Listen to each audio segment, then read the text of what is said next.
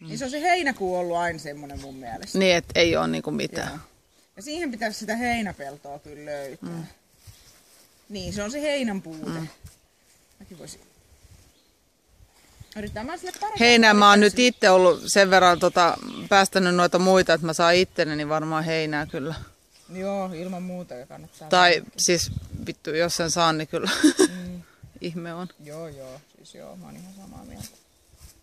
Mä oon yrittänyt pari kertaa soittaa sille Herliinille, sille tilahoitajalle, sille, kun niillä on oma tilahoitaja. Mutta se ei vastaa, sun Hyttynen ei mene tosta hiusoista. Joo, on taima. Niin se ei vastaa ollenkaan puhelimeen. Niin. Mä en oikein tiedä millaiseen aikaa sille, kun ne olisi ihan siinä ja silloin heinää.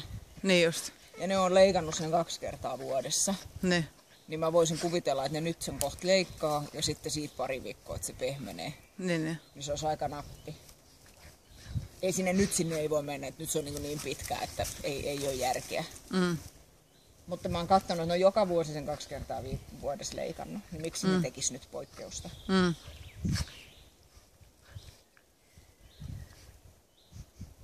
Niin siinä mielessä. Tää oli varmaan oikein hyvä juttu. Kun ne pusuttelee tolleen toisissa.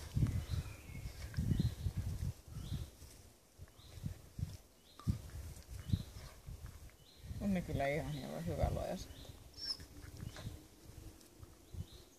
Voiko ne olisi kyllä vielä terveitä? Niin...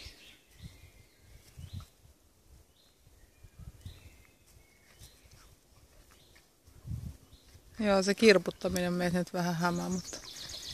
Ei kannata nyt siihen, kun se voi kans kasvaa, että en mä olisi nyt ihan hirveän huolissa. Ja sit se on aika usein niinku aamuyöstä. Se puutuisi. Meinaatko se puutumisesta? Joo, se on aamuyöstä. Se on paikallaan, sillä paikat puutuu.